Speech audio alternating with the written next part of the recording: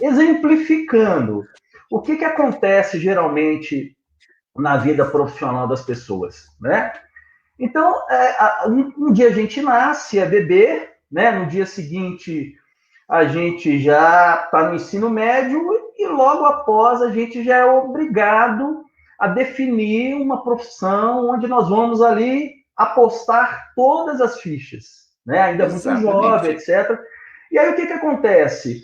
Como o sistema de ensino tradicional ele não dá uma educação de carreira para as pessoas normalmente elas acham, poxa, eu me formei, achou que a grande decisão e única decisão profissional era definir com que iria trabalhar e simplesmente ligar no piloto automático que a carreira dos sonhos ia acontecer como numa fábula de fadas. E a coisa não é bem assim, né? Exato. Há várias fases muito críticas da carreira, né? Então, por exemplo, a pessoa sai de uma faculdade, começa a trabalhar até aquela fase da descoberta, da expansão, e normalmente, por volta aí dos 30 anos de idade, acontece a primeira crise profissional, né? A pessoa começa a se auto-questionar, mesmo porque aos 30 anos, quando ela determina um determinado caminho, uma determinada direção,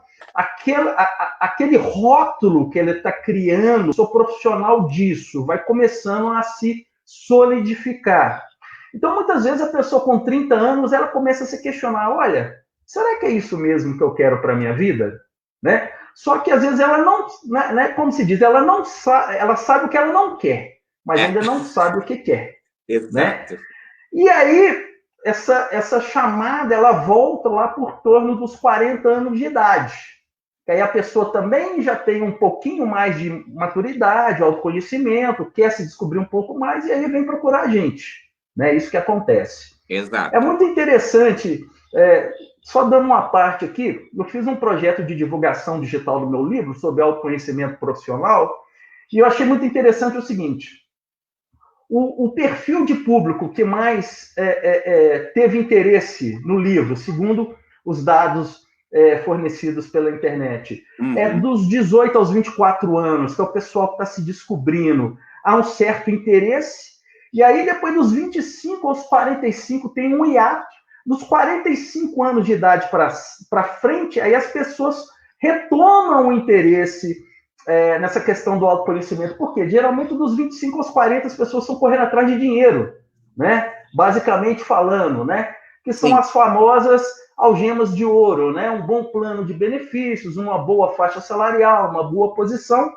Só que isso nem sempre vai de encontro ao que é realmente a nossa necessidade interior, né? E aí tem alguns processos de estresse, o trabalho começa a ficar um pouco mais sem graça, as pessoas começam assim a sentir a necessidade de mudanças, né? E aí o que acontece? Muitas vezes a insatisfação profissional que a pessoa tem, ela imagina que foi a carreira que ela escolheu. Vai falar, não devia ter feito engenharia, não devia ter feito psicologia, administração, mas não é isso. Não é isso que pega, tá?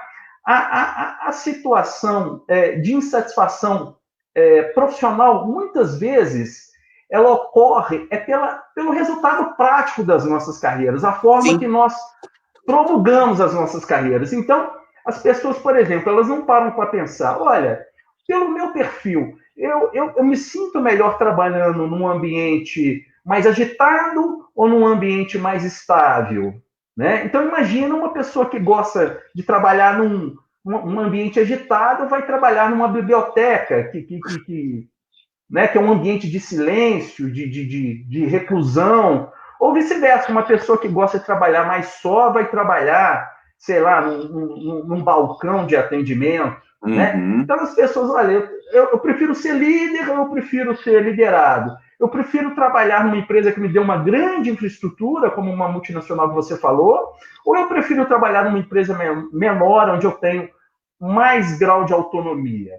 Eu penso que vamos dizer assim, para esse beco, que às vezes parece um beco sem saída, né, essas dúvidas, o caminho é uma tríade, na verdade. É o autoconhecimento, a autossuperação, porque quando você se conhece, você tem que superar certos traumas, e o planejamento de carreira, né? O planejamento... Agora, para você fazer um planejamento de carreira, você tem que saber quais são os seus recursos internos, né? É você responder quem eu sou profissionalmente e o que a carreira significa para mim.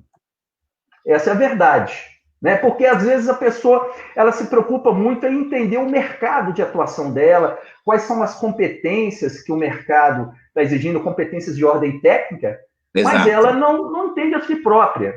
E aí o que acontece? A carreira profissional ela resulta muito das decisões, das nossas escolhas, né? Elas são resultado das nossas escolhas.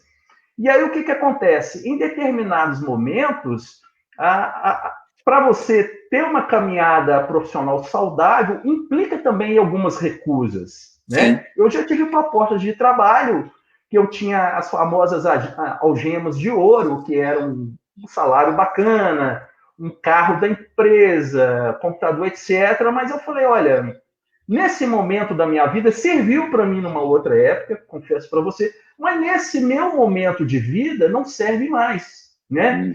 E uma limitação que as pessoas têm também é que os antigos, o que eles faziam? Eles entravam com uma profissão e ficavam na mesma profissão até se aposentar, né? Sim. Às vezes trabalhando até na mesma empresa, você deve conhecer vários casos. Os pais da gente, os avós da gente faziam isso, né? Sim, mas o que acontece? Com essa revolução digital, com isso tudo que está acontecendo hoje, as pessoas durante a vida, principalmente essas que vêm da geração Y para frente, pessoas nascidas aí a partir dos anos 90, final dos anos 80, elas vão ter no mínimo 3, 4 profissões diferentes durante a vida. E às vezes uma profissão que é diferente da outra, né? Mas, mesmo assim, você aproveita conhecimento, né? Tem as chamadas habilidades transversais, né? Que você aproveita parte do que você desenvolvia no outro tipo de trabalho, no seu trabalho